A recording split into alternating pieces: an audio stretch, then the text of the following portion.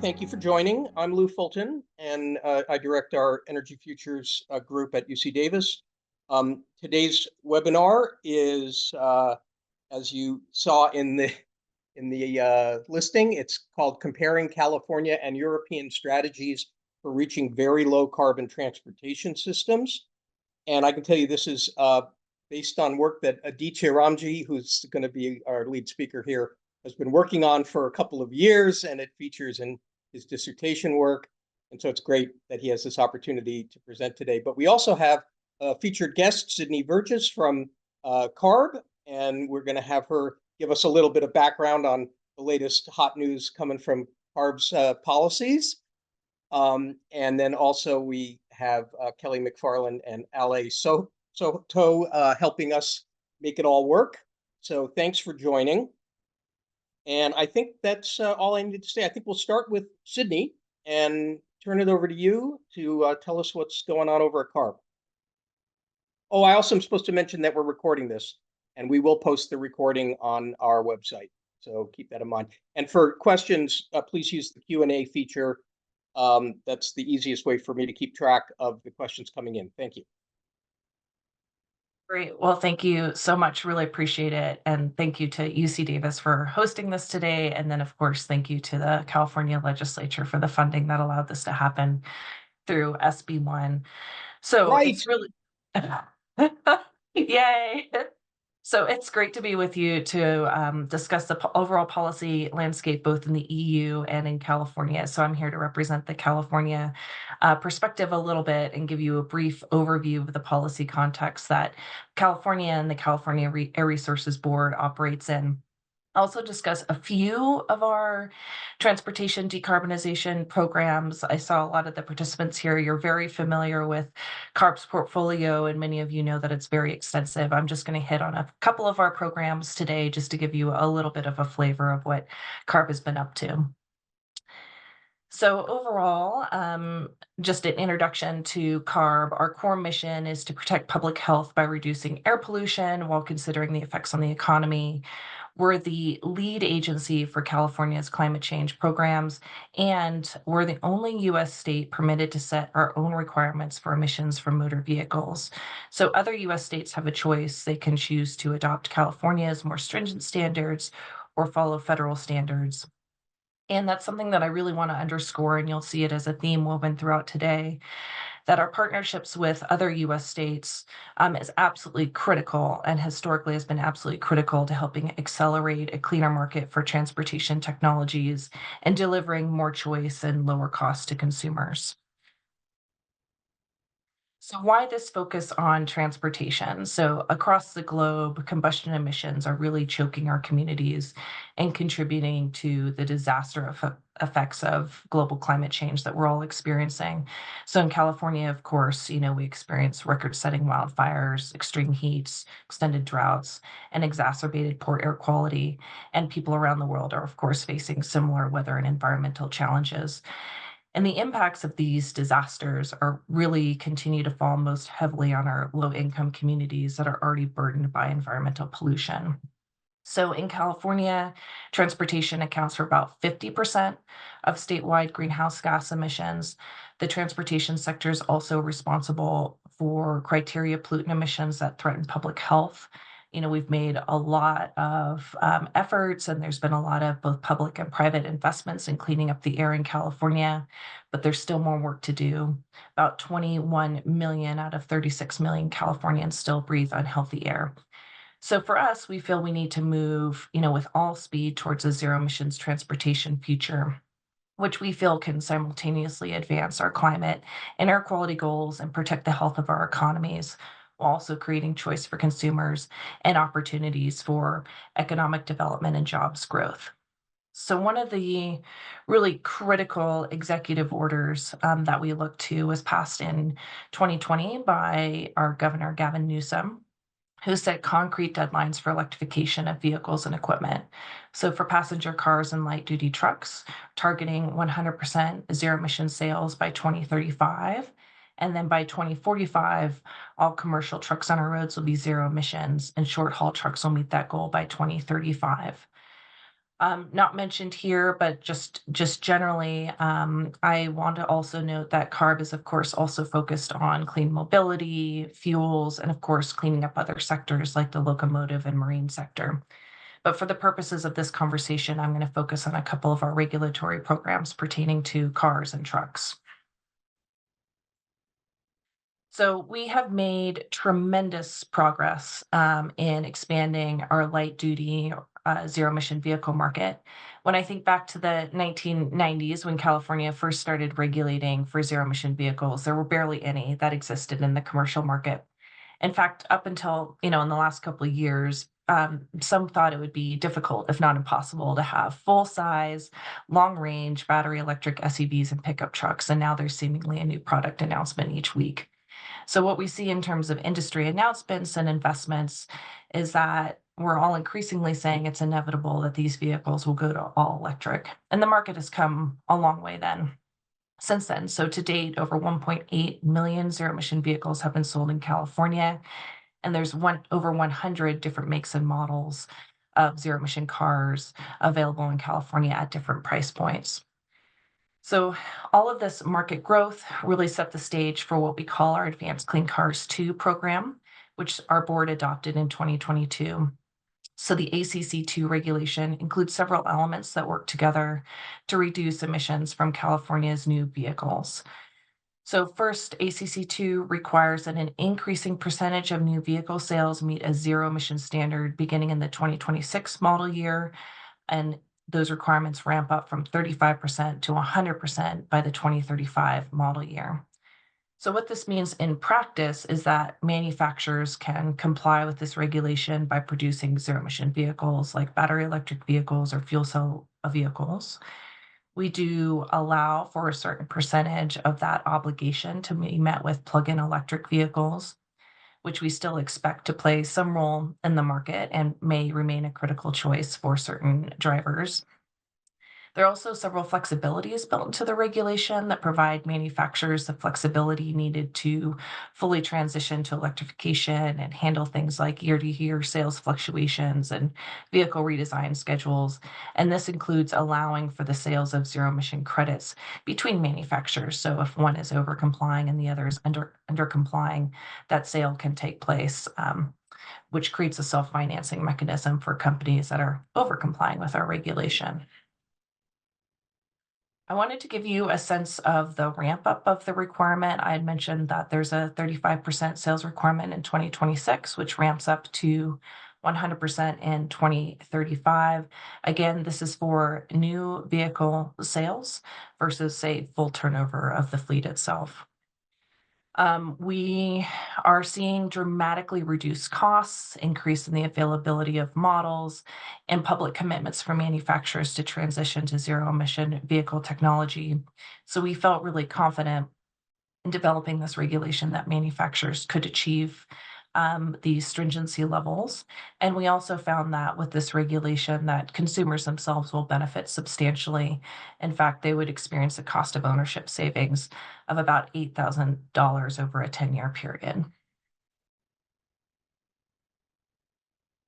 Shifting gears a little bit from cars into trucks. On the books, we have the Advanced Clean Trucks regulation. And this is very similar to the ACC2 regulation. But just to give you a little bit of history here, when we first started looking at the question of how to accelerate the zero emission truck market, we started talking to fleets. And what we heard was that fleets recognized that there was a potential cost savings that zero emission trucks represented, and they wanted to purchase zero emission trucks, but that a supply simply did not exist in California, which meant that even though 500 makes and models of zero emission trucks were available internationally on the market, those zero emission trucks were not being offered for sale in California, which means that our fleets are missing out on potential total cost of ownership savings and the option to purchase zero emission trucks. We also found that private zero emission truck infrastructure providers wanted to invest in California, but needed a guarantee that their investment would be met with a market. So without a supply side requirement, our fleets were really missing out on all of those options. So in 2020, we adopted the Advanced Clean Truck Rule, which is a first in the world regulation. and covers everything from work trucks to line haul, heavy duty freight trucks, and will require manufacturers to sell increasing numbers of zero emission heavy duty trucks into the market as a percentage of their overall sales.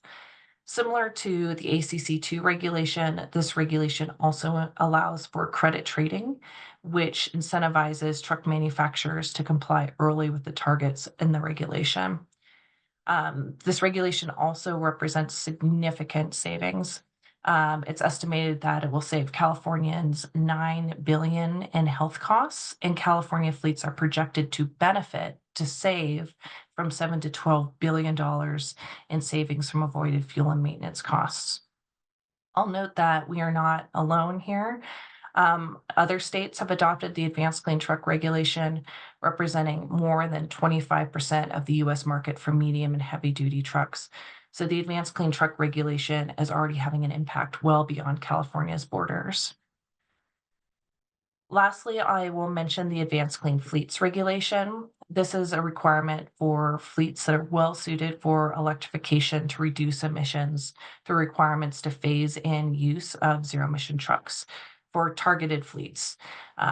And we also included a requirement that manufacturers only sell zero emission trucks starting in the 2036 model year. So with that, I want to say thank you. I'm looking forward to the conversation and appreciate all your time here today. Lou, over to you.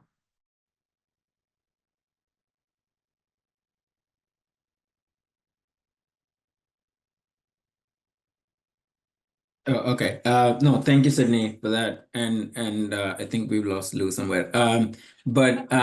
But thank you very much for that overview of what California is doing. And I think one of the intents of this webinar that's emanated out of this exercise we've been looking at for a while now has been about, the in many ways, two regions in the world that are seeing the fastest moving regulatory ecosystem has been California and the EU as a whole.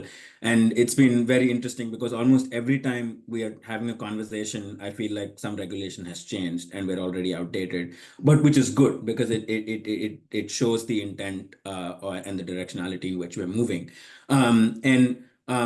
So what we'll do now is I'll get into kind of some of the analysis that we've put together to try and understand where California and Europe stand. And the idea of this is, to just start looking at the different approaches in the two regions that have become often are seen as the primary examples of what's good ZEV policy practice, not just in the regions, but even for other countries beyond the US and the EU.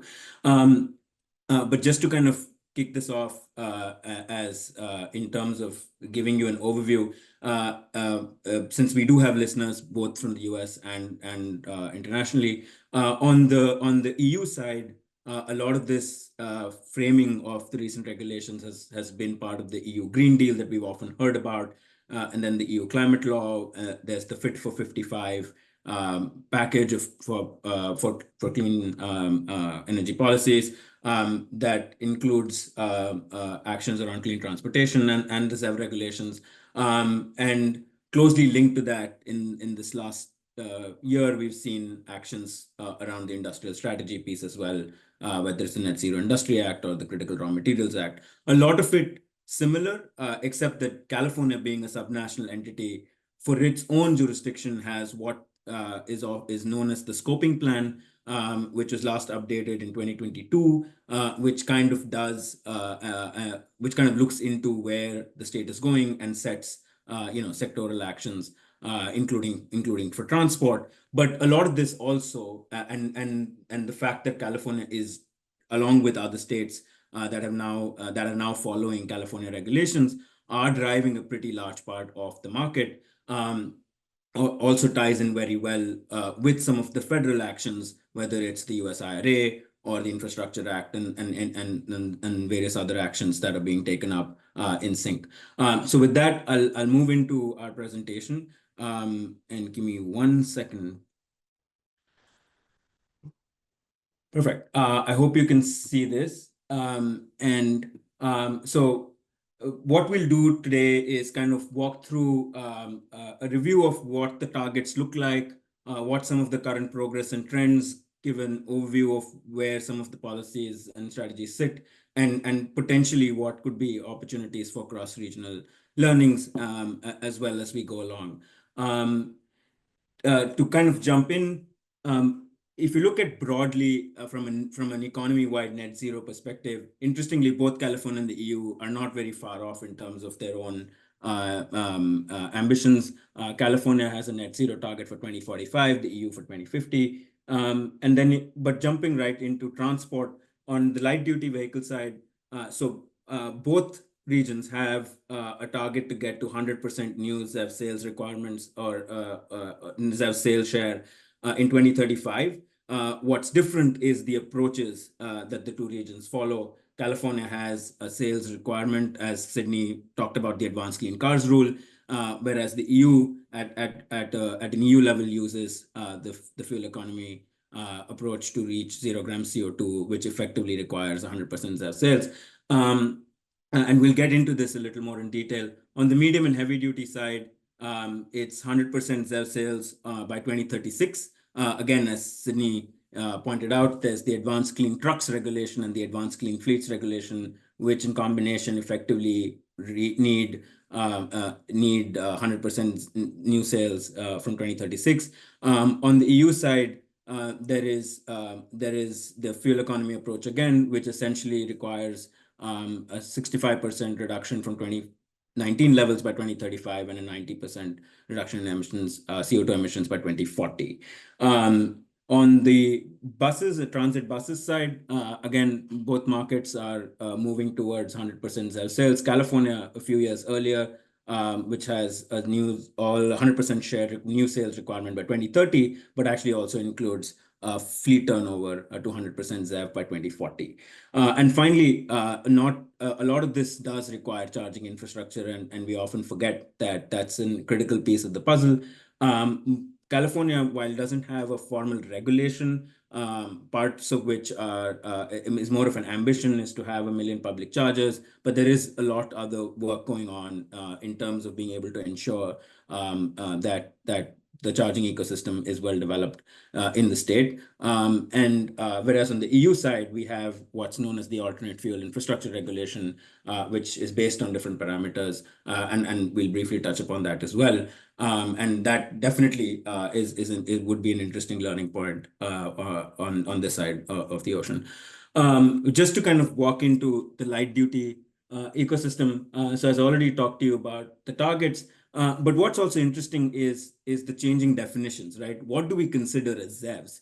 And this often has been a question that at least for me, that boggles me often, because different countries or different parts of the world define this differently, and makes it an interesting element and dimension to keep seeing. But now with the new EU approach, which requires 0 gram CO2, you're essentially saying that any vehicle with 0 emissions of CO2 from tailpipe, which would be any truly zero emission technologies that we're currently aware of, which include battery electric, fuel cell, and others.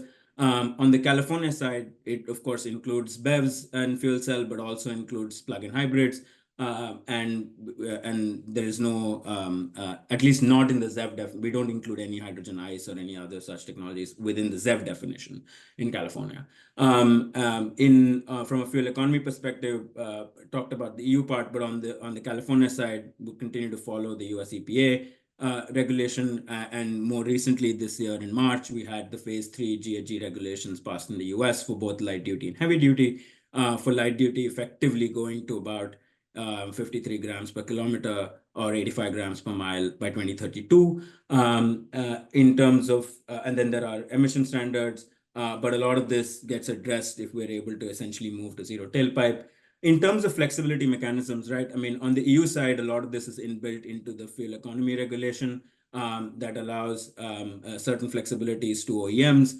And as long as they're meeting the targets, but also, and then there are some derogations allowed in the system for OEMs as long as they exceed certain minimum sales requirements in any given year.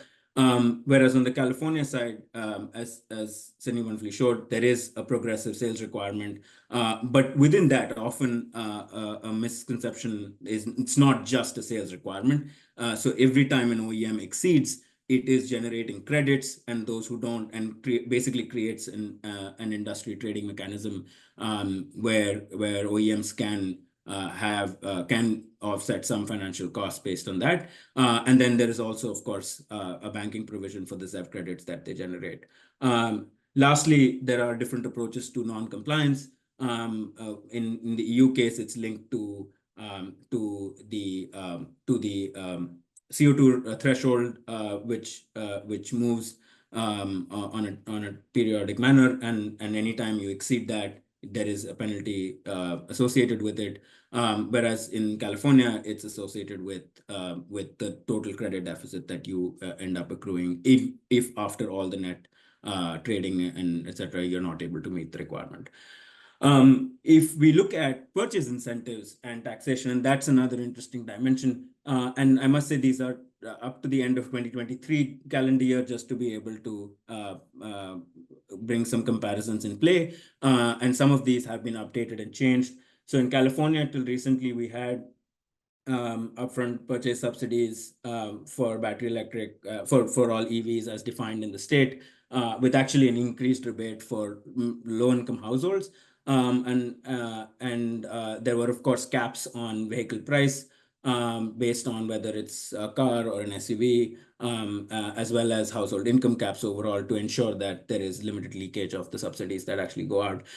In California, that was known as the Clean Vehicle Rebate Program, which is currently undergoing a revamp, and we expect to have a new program hopefully by the end of this year. Whereas in comparison, just to kind of look at this, and this is where we move from an EU perspective to some of the member states in the EU, where the purchase incentives within the EU member states and the IC engine taxation policy is more a member state prerogative as opposed to an EU-wide prerogative. So we looked at France and Germany and a few others as some of the major markets, and you'll see that they're more or less in range in terms of similar incentives. As of the end of calendar year of 2023, roughly if you look at the stack up of the incentives on in comparison to EV MSRPs or sales prices, they generally range between about 10 to 12%, whether in California or in the EU, and of that in terms of the share of the price, and that's something that we've started to actually observe in most other markets as well. The interesting part in the EU, of course, is the taxation mechanism, which is linked to, and France has been a leader in that, and many other countries in the EU, especially post 2015-16, have been adopting this, is having an ICE taxation mechanism that's linked to the CO2 thresholds. And what that does is that as you move away from and deviate from that threshold, there is an additional cost involved in terms of the taxation upfront. And this upfront, in case of France, in Germany, it gets incorporated as an annual tax. But effectively, it already starts acting as a disincentive, or kind of gets you to that inflection point of consumer decision making when they're looking at either choosing between an IC engine and an EV. And this is definitely something that's that should be read in for the EU side, where there is the ultimate impact of what you see in markets is effectively a combination of the EU-wide fuel economy regulations, but also the taxation mechanisms that kind of play in. So to kind of give you, just to kind of jump into some of the numbers and look at the trends so far, in both markets, we're effectively well past or close to the 25% give and take new EV sales share. But what's interesting is the split between the powertrains, right? And post 2018, in both markets, in both regions, we've seen a significant growth in EV sales overall. In California, a lot of it has been essentially battery electric dominated. with the plug-in hybrid share staying at about 3% of total sales, whereas in the EU, the plug-in hybrid sales have been much higher at about 7%. And a lot of this has to do with some of the policies that different countries have adopted. In Germany, there's the case of leasing, which led to a significant increase in PHEV adoption. But also, it's so far the EU only adopted the new fuel economy regulation and the 0-gram target last year. But prior to that, the way the regulations were moving allowed some flexibility for a lot of the OEMs to respond with plug-in hybrids in the market. But generally, BEVs still remain the dominant share in both markets. If we then kind of look a little deeper into the EU to just compare member states, so the black line is California, but we've also compared Germany, Spain, France, Italy, to just kind of give you another idea of how these different markets are moving within the EU ecosystem in comparison to California. And we find that essentially France and Germany, both of whom have a fairly well-evolved policy ecosystem, but also fairly large automotive manufacturers in the EU, are fairly close, follow a very similar trend, at least in the post-2019 era, to California as well, reaching about close to that 25% mark on EV sales share. But one of the other things that's very important when we look at the adoption is to also understand model availability and pricing, right? And we often talk about that as we move towards higher shares of transition and EV sales share, this is going to be a key driving factor. So on the slide here, on the left-hand side is kind of majority models that make up about 80% of the market in California, and on the right-hand side in France. And when we share the report, you'll have this for other geographies as well. But if you look at the two graphs, the first thing that you can see very clearly is the spread of the number of models that actually make up that 80% of sales, EV sales in the respective regions. In California, it's driven by about 17 models, if I'm not mistaken, and whereas in France, it's a significantly larger number. And this model availability also, to some extent, shows the response that the industry has in terms of being able to address consumer requirements. But if we look at adjusting to purchasing power parity for 2023, and these are based on base retail prices, so not necessarily the actual selling prices, just because the markets operate a little differently. But even that gives you a fairly good sense. In California, we looked at about a weighted average selling price for the top 80% at about $46,000, whereas in the EU, that was at around $38,900 or $39,000, give and take, at a PPP comparison. So definitely a few ways to go in terms of bringing prices down and potentially increasing model availability in California and generally in the US. So just to kind of bring that into context, this should give you a good sense of the graph. Essentially shows you the number of models that make up 80% of the sales share, but they're split across different pricing groups, basically below $45,000, between $45,000 and $60,000, and then greater than $60,000. And what you'll see is there is definitely higher model availability in lower price ranges in France and Germany. And as I mentioned earlier, a key factor of this effect is likely the EU-wide fuel economy regulations and the country-level mechanisms on taxation that play a strong role in driving industry response towards the market structure that we're seeing. Just to kind of understand the spread of that model availability that makes up a significant portion of the sales. In California, as I mentioned, it's 17 models, mostly driven by BEVs. But in France and Germany, while it's anywhere between 50 to 60 models, it's interesting that in France we have a greater a kind of balanced split among BEVs and PHEVs driving the market, whereas in Germany It's a more dominant BEV share that's kind of anchoring the market in terms of the sales that we're seeing. To kind of, before I move to the medium and heavy duty space, some of the at least high level takeaways for us, and that also kind of put together some interesting points for discussion. Well, one, to meet their targets of 100% their sales by 2035, 2036, both California and the EU will need, assuming their current average last 5-year sales trajectories for overall market, they will need to maintain a pretty steady growth of about 11 to 14%, respectively, on a CAGR basis to kind of get to that number, which means that, and I think there is good evidence to show that supply side regulations, whether it's sales requirements in the California approach or the fuel economy approach in EU, will remain fundamental to driving market evolution. One of the questions that probably does require at some point a discussion and has implications not just in these two regions but actually at a global level is also how we define ZEVs, right? Whether is that zero tailpipe eventually, or does it include plug-in hybrids, and how we treat some of these, especially as we go towards higher market shares.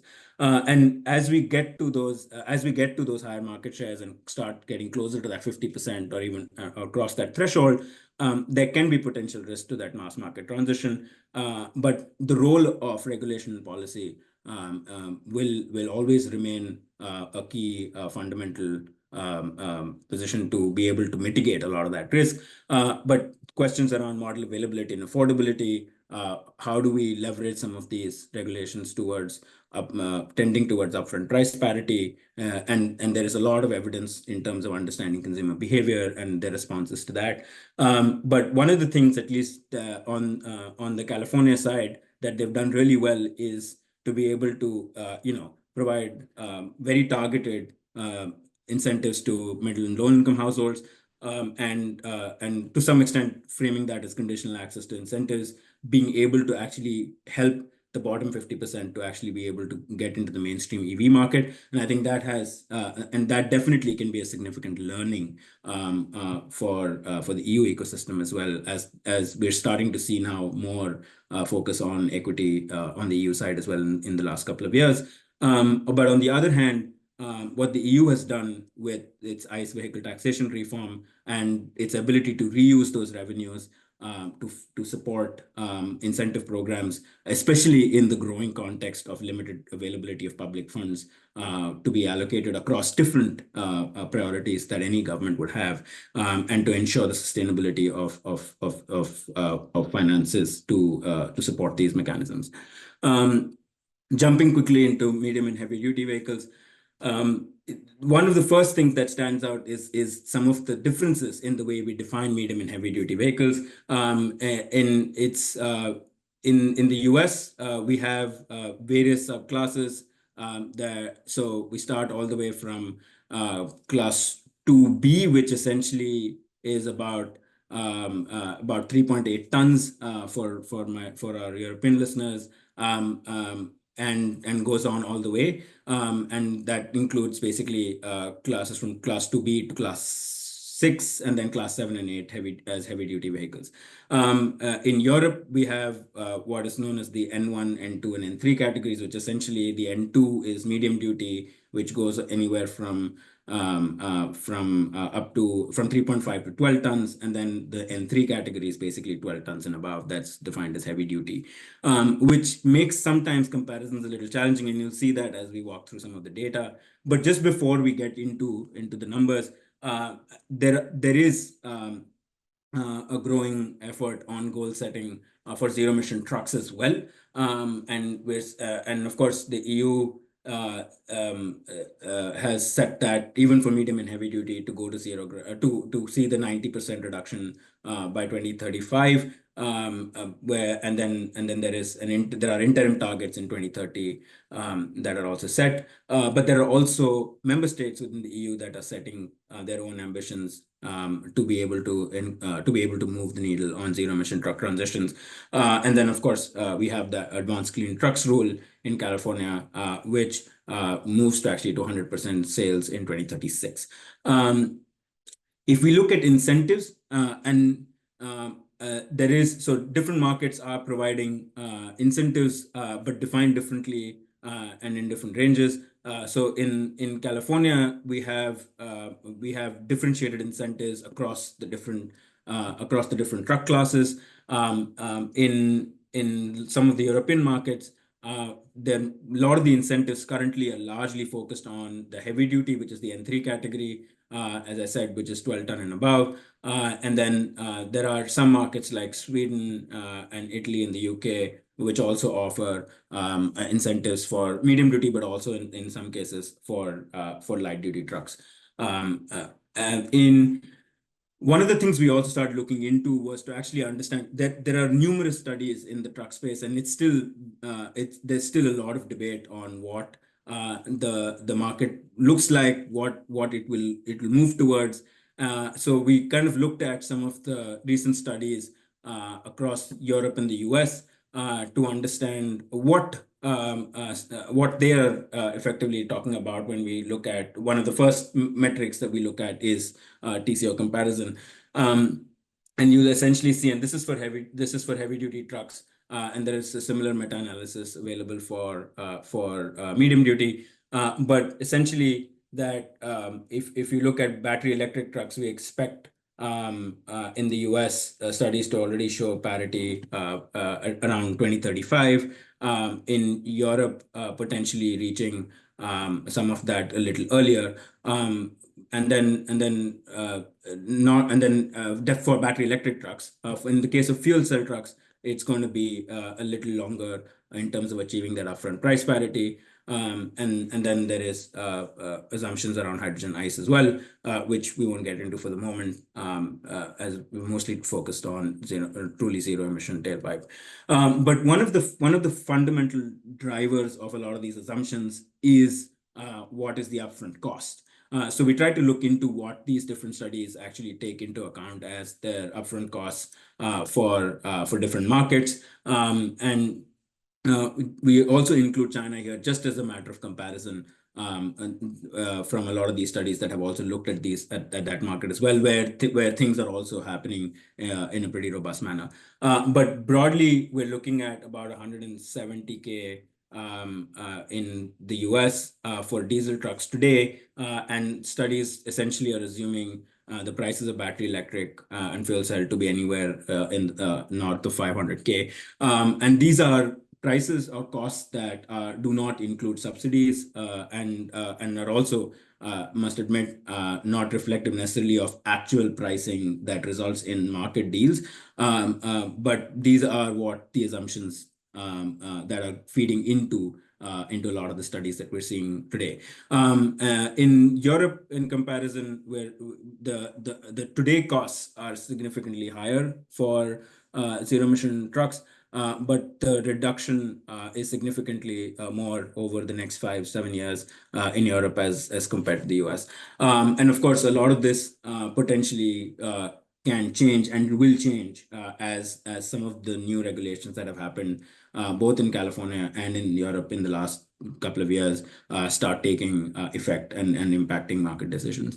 But if you just look at tracking ZEV medium and heavy duty vehicle sales, so on the California side, just to kind of give you a sense of what are the different segments that are contributing to zero emission sales. On the California side, we've definitely seen the market grow significantly. And as Sydney was talking about the advanced clean trucks rule, which requires a progressive share requirement. And if I'm not mistaken, this year in 2024, the requirement would have been around 7.5%. But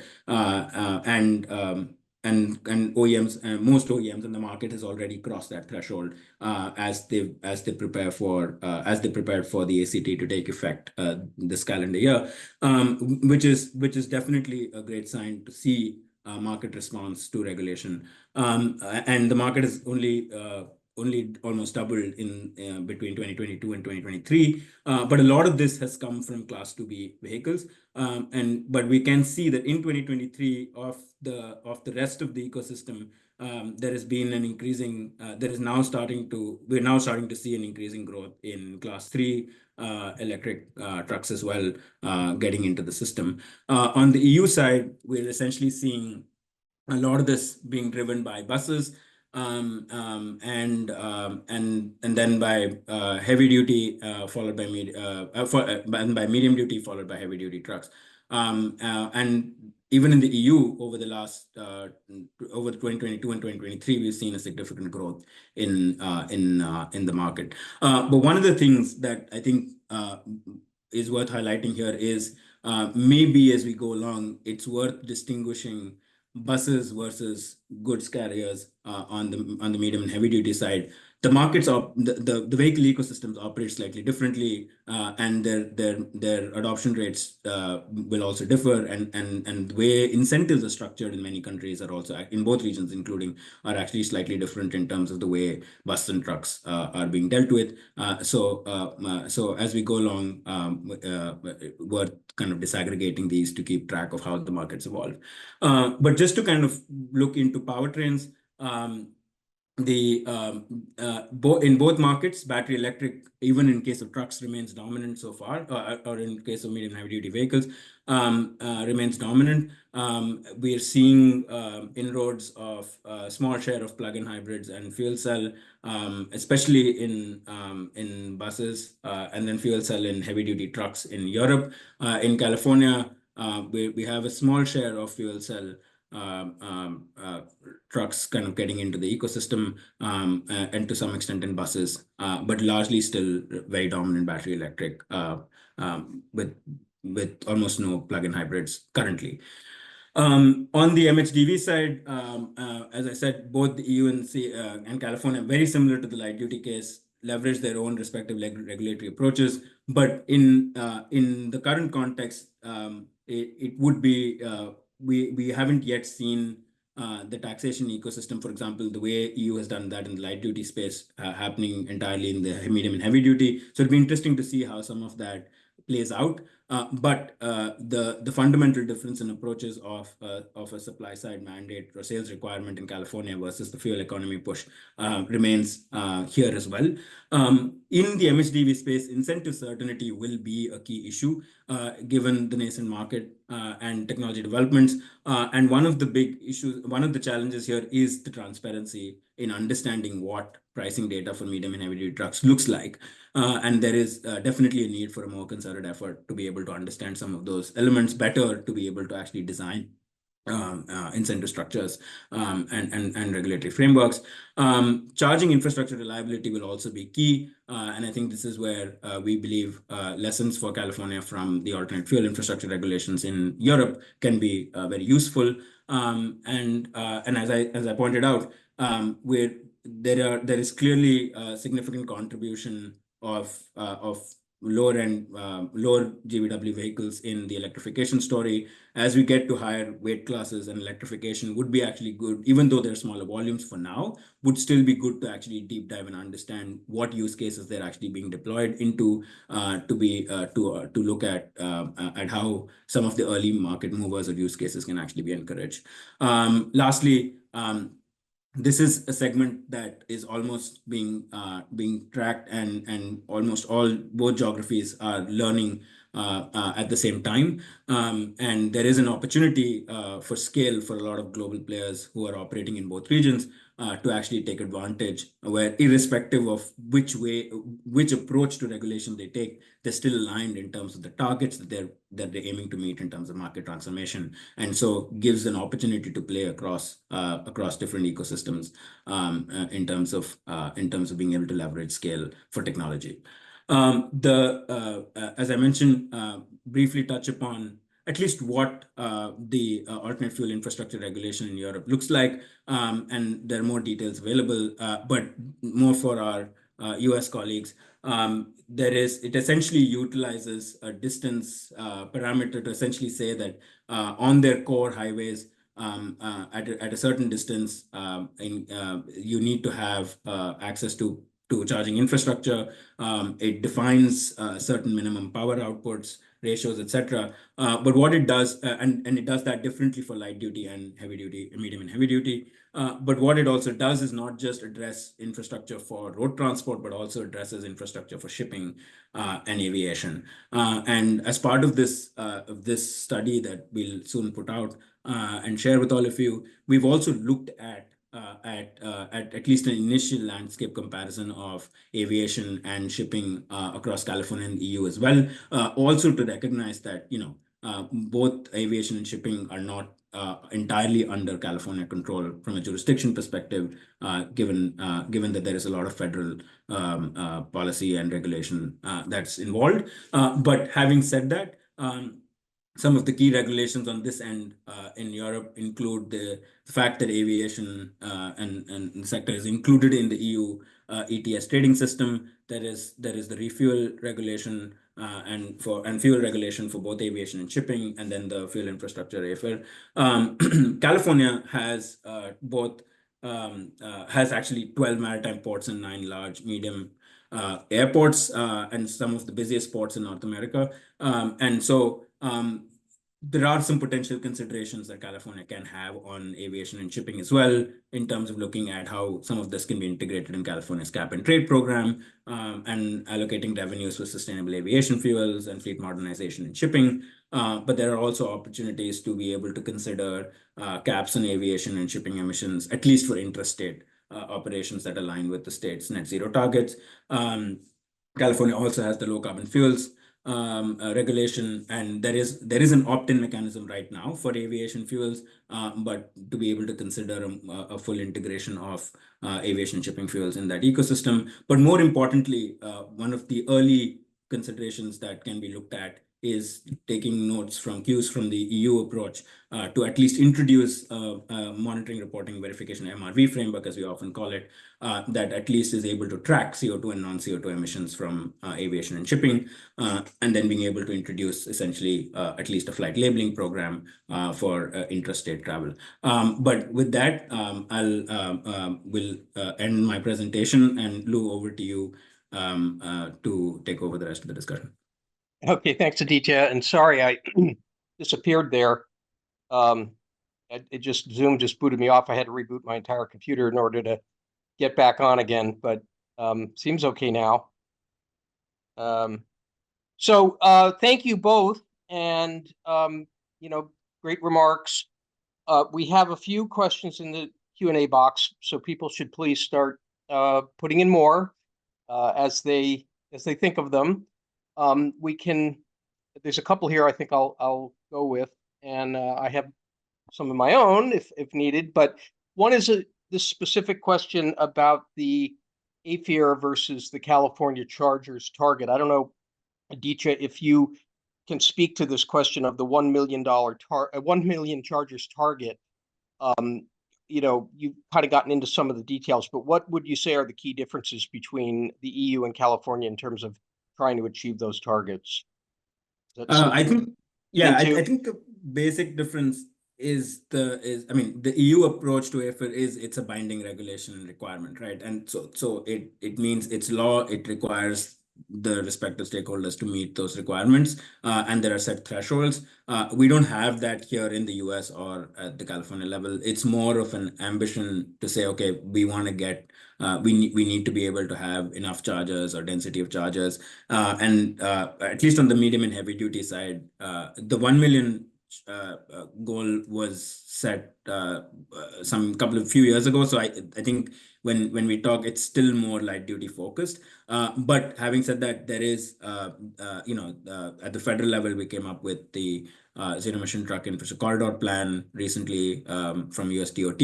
And that which has been a big effort in identifying, high density highway corridors, et cetera, to be able to understand how an infrastructure rollout can happen. So I think it's the fundamental analytical approach is probably is similar in terms of where you want to go, but I think the major difference is the binding nature of that regulation in Europe. Well, and it speaks to the fact that when you compare California to Europe, you're comparing a state that's part of a country, region, and a union of countries that the countries have a lot of say in how they do things, right? A lot of times the directive is telling countries what the targets are, and the countries have to figure out how to do it. And I think that's also true on the vehicle side, especially on the excuse me, on the pricing and the fiscal incentive side. And you showed a lot of the importance of those fiscal incentives and how different countries in Europe are doing that. And then California also has its own fiscal incentives, as does the U.S., which the EU doesn't directly do the fiscal incentives. So those are all differences. But yeah, I mean, that factors into almost everything, I think. Okay, let's see. A couple of the other questions are really comments that I think people can just, the speakers can just, take away. Well, there's one about percentage of transport CO2 in EU versus California. I think California's transport CO2 emissions are pretty high, right? They're over 30% of total CO2. Is the EU 50%. What is it? 50%. It's 50% if you include upstream. Yeah. If including upstream. Okay. And do we know a number for the EU? I can check, but I think it's lower also because California doesn't have a very high industrial ecosystem base, which also means that California's transportation emissions are much higher. If you look at the US level, then I think that would be a much more fairer comparison to make, at least on the share of sectors across EU and California. And I'm sure that the share varies a lot by country within the EU, depending on sort of the electric system they've got and things like that. Okay, well, here's one. What is being done about enabling grid upgrades to support charger deployment targets under AFIR and keeping consumer electricity prices in check? That's a wonky sort of electric power utility kind of question, which is a little outside the scope of this paper. But I don't know, Aditya, if you want to comment on that, and maybe Sydney on the California side. We're trying to do that too. I'm not sure about if we're successful in keeping the electricity prices in check. But either one of you, welcome to comment on that question. I can give a brief start. Well, first of all, Eric Cahill, ITS alumni, so we have to give him a little shout out. Thanks for being here, Eric. Go Aggies. Thanks for asking questions, Eric. Yeah, geez. Well, I will say that, what I'm representing is really the specifically a car perspective. So my presentation reflected that, but of course we're working with our sister agencies who have more, jurisdiction and oversight over the grid and infrastructure, like California Energy Commission and Public Utilities Commission, in terms of, making sure that we have grid readiness. One thing I think that is often missed in this conversation is that electric vehicles and electric trucks can actually play a huge role in stabilizing the grid in terms of being able to charge and power when the grid has excess energy at night, and can really be part of the solution here. NRDC has a great paper out about how electrification, specifically in the transportation sector, can create actually downward pressure when it comes to how much we're paying for these grid upgrades. So Eric, thank you for asking, so we can, have an opportunity to talk a little bit holistically about everything we're doing at the California level to make sure we're ready. Aditya, anything on your side? No, I wouldn't add anything to Sydney's, and yes, as we dive into, I think what we've done so far in this paper has been actually to understand infrastructure rollout and less on looking at the grid impacts, but maybe worth delving into as we go along in the next version of this analysis. Great. So question from Ranjan Bose, and I've known Ranjan a long time. Hello, Ranjan. And unfortunately, we can't unmute people with this system, so we just have to acknowledge people. So it'd be good to know specific metrics, evaluations, reporting procedures in the MRV, monitoring, reporting, verification in the two regions, since on your last slide, you mentioned monitoring, you mentioned MRV. Do we have like, Yeah, any granularity on that, on how they're different, or sure. what list? That was in specific connotation to aviation and shipping, but more so aviation, where the EU regulation does require, identifies a set of reporting on both CO2 and non-CO2, basically GHG, non-GHG emissions from the sector, and it requires all airlines to be able to report that. And essentially, that would just be that's kind of what we're essentially looking at, to say that, while it's hard for California as a subnational entity to regulate all forms of aviation and shipping emissions because a lot of it is outside its own purview, but some of the things that some of the things that could be potentially adopted is at least an MRV framework that helps track what the emissions look like, to be able to at some point be ahead of the curve and being able to respond to any regulatory window of opportunity that opens up in the future for California to consider, right? And I think that was really the intent of talking about the MRV. But in the report, we've provided a more detailed list of indicators that the EU regulation consists of. Great. I see a question in the chat, but that's being redirected to the Q&A. But I think what I'd ask, it's a little related to that set of questions from Tara. So we've seen that, as I mentioned, that and you presented, Aditya, that in Europe, the state level, or member state level fiscal policies are powerful, and they're also kind of sustainable, because they, at least up to, let's say, 50% market share, where they're raising the revenues from fees, and then they're providing rebates. Not that they're fee-bates or anything, but they do have fees and rebates involved. And we don't really do that in California. We also don't really do that much in the US at all. But is that something that we should be thinking of? We use usually, earmarked funds from our general revenues, our budgets, to pay for these, like through HVIP and some of those programs.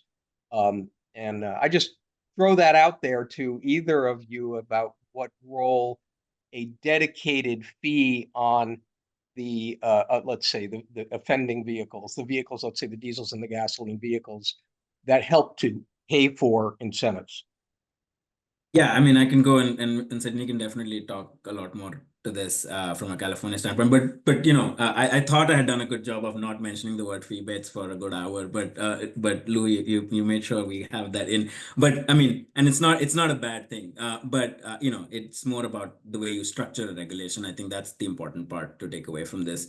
But yes, I think we've seen successful evidence of the way it's been implemented, at least for the light duty side in Europe. Having said that, in most of these countries where it is being implemented, it does allow for there are some cases where it requires that the legislation kind of requires that the funds be used for supporting from the IC engine revenues from taxation be used for supporting EV incentives. In some cases, it leaves that to the discretion of the legislature. But either way, right? What it does is it provides certainty to available funds to continue to run the program, right? And I think being able to indicate that market signal is very important. And I think we're getting to a fair amount of technology maturity and a lot more clarity on what those different cost components are and trajectories, at least on the light duty side now. But I think a lot of that, where we were with light duty, say 7 or 8 years ago, is where we are with trucks right now. And I think, there is a need, and I pointed out the need for more transparency in understanding cost components for zero emission trucks and pricing, et cetera. And I think that would also help to define how incentives need to look like, right? Incentives should not be subsidizing more than what's required, but at the same time, they are required to be able to get through that early stage of market transformation. And I think that's where trucks are. And that's essentially where we think there can be potentials for evaluating the role of utilizing. And I think, if I'm not mistaken, this year, for example, in California, we have a significant budget deficit that, puts the state under a lot of pressure to allocate fiscal revenues to different things, right? And priorities change. And I think this is now becoming a growing issue in almost every market or the country that we're talking about. So this is not a unique issue to either Europe or California. And in many ways, I think figuring out this in either of these two regions can have very important implications in terms of lessons for even other countries that are dealing with similar problems. So we tried trying to do this analysis recently on trucks, but I think it leads you to understanding where some of the data gaps also are, right? Being able to understand, for example, CO2 emissions profile, to be able to design a CO2 related fee or whatever else that we need to do to actually make this mechanism work effectively. So I think at least we're getting to the point where we're learning on what kind of data issues to fix or to address so that we can actually get to answers. But Sydney, over to you. Great, thank you. Yes, we're always interested in, learning more about what's happening in the global context and how we can, refine our programs and portfolio to make them more targeted and definitely more efficient. Currently, our incentive program, as was mentioned, is funded through an annual appropriation process through our legislature. And so, of course, there are cycles in terms of when there are monies for these kinds of incentive programs and when there are not. I'll just add that doing something like a fee-based program would require more legislative authority for Air Resources Board. We wouldn't be able to enact that necessarily on our own. So the additional authority would be needed. And of course, I'm not trying to get ahead of any of the legislative conversations that may be taking place on this, but I will say that have to pass it themselves, right? Yes, some kind of exactly. a fiscal program. Yeah. Exactly. Yeah. And I will say that, at least one of the things that we have heard from industry is that the cycles of how much money we have available for incentive programs versus, kind of the dry spells, it is hard to plan for, from that industry perspective, which is something that could potentially be smoothed or flattened if a program like what you're discussing was implemented. But again, I can't wave a wand and just do that on our own. It would need to be a bigger conversation in California. Right. And it also speaks to the question of whether more funds are needed, right? I mean, there have been plenty of times when an allocation or appropriation gets, so the new phase of the program gets announced and is kind of sold out on the first day or something. So those are all considerations, but maybe it's about talking to legislators about that, right? Okay, another one that relates a little to a question that got asked, and it goes back to Aditya, you showing the differences on the light duty side between the sort of distribution of kinds of vehicles, ZEVs, that have been sold so far in California versus the EU, and the EU ones are cheaper. And so what is going on there? Is that different incentive structures? Is that different kinds of vehicles? I mean, I think there are some Chinese vehicles now in the EU market.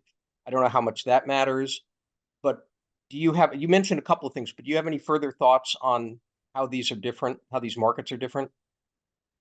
Yeah, I think while that's always an interesting graph to show, but there are you have to peel off the layers to understand. I think there are some fundamental differences in just the way the vehicle market is structured in the two regions, right? And California, I mean, follows a lot of what the US is, which is also driven by a lack of other alternatives to fundamental road transport, at least for passenger mobility, which basically means that you are a car-dependent economy, and so generally your lowest end would be a relatively larger car as opposed to the EU, where I think a lot of that has to do with the general more robust public transit infrastructure that's available. I think it's hard to necessarily quantify some of these, but I think it's worth noting and considering while we're talking about kind of understanding where some of this is coming from. But having said that, I mean,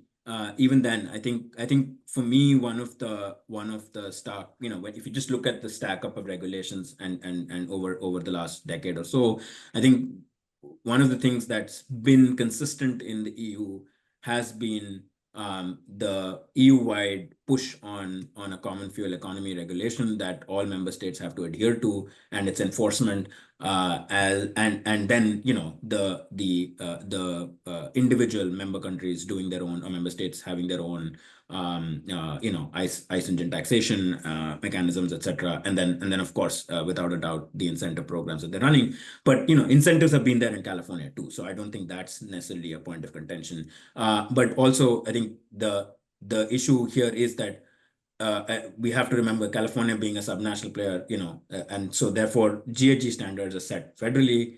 And so a lot of the way that pans out has implications. And actually, this is, I don't know, Sydney, not to put you on the spot, but this was a question that I actually had, which was, it's interesting now, right? I mean, we've seen, as I pointed out, we think that there is a lot of the market transformation we've seen in the EU over this past decade, and its impact in terms of model availability and prices has to do with both of these, because the fuel economy regulation definitely has a significant impact in the way OEMs respond to the varying models and the cost structures, and then of course there is regulations at their own levels. But in the US, we've had a bit of back and forth on this over the last few years, but now we have the new GHG phase 3 regulations, both for light duty and medium and heavy duty.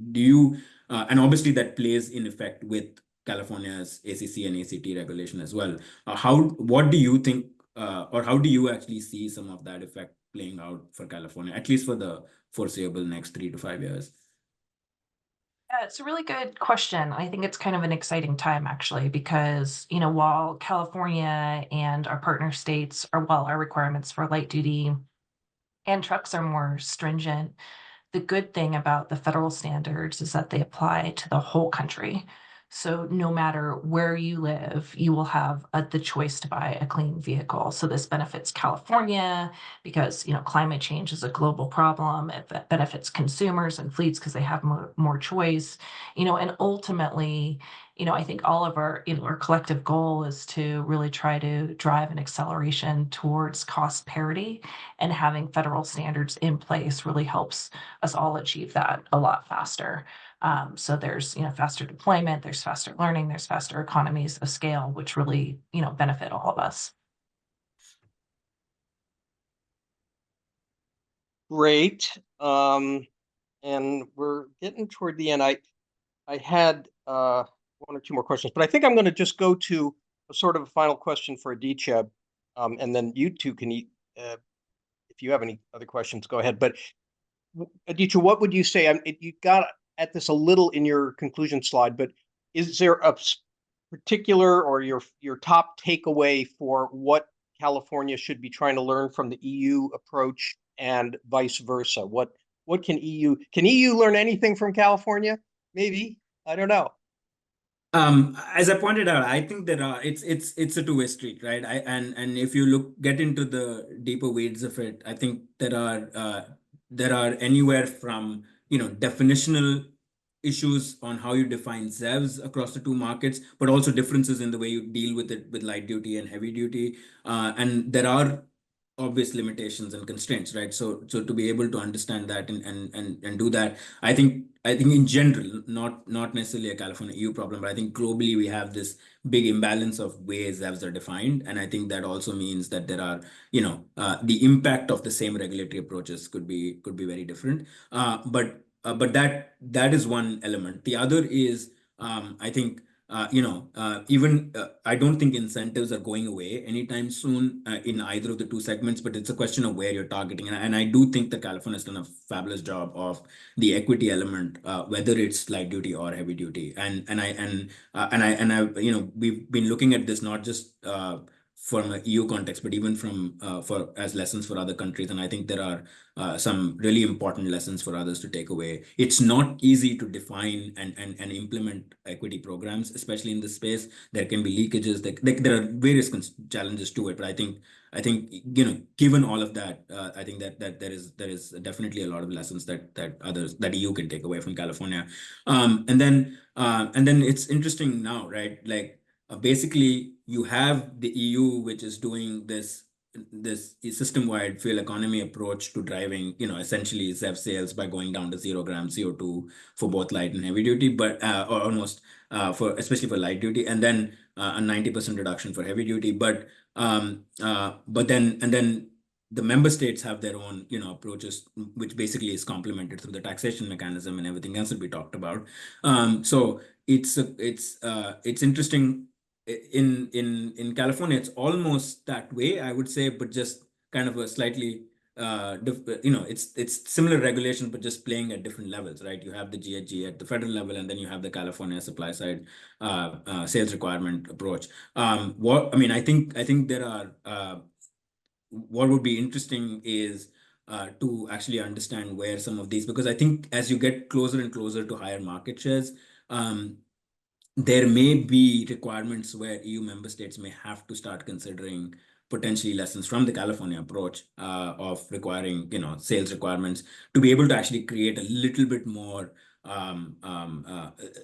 or additional financial market mechanisms for OEMs directly that can help them offset some of the additional costs or whatever else that they're looking to offset over a period of time, right? In terms of both investments on vehicle manufacturing, but also infrastructure. Yep, and that's what the EU doesn't have and the member states don't have right now is a ZEV mandate or something regulatory with very specific numbers that provide that kind of certainty, right? Although there's lots of analysis of what the low CO2 standards are likely to do in terms of bringing ZEVs into the market, but it's not as clear. I don't know, anything to add to that, Sydney? Well, I'll just say that I just really appreciate the conversation. That I think what we've seen is that there are a couple ways there are a couple of policy mechanisms you can use to still try to drive to the same goal. Some use these CO2 standards. We use, specific sales percentage requirements. But I think that ultimately what both systems are going for is to send very clear signals to both industry, communities, and the infrastructure providers who are interested in trying to support these emerging markets. So there's a variety of tactics one can take, and as long as those signals are clear, hopefully globally we're all able to be pointing to industry that we're going in the same direction, irrespective of which one you use. But lots to learn from each other, so I'm just very happy to be here today. Great, thank you. And hopefully the EU and California and the US all going in the same direction helps to build those markets and give us more vehicle models and larger production, higher production, lower costs. So hopefully it's all going to be good. And that goes for other countries as well. But thanks both, and thanks everyone for joining. And we'll be sending out the slides and posting the video, and we'll look forward to seeing you next time.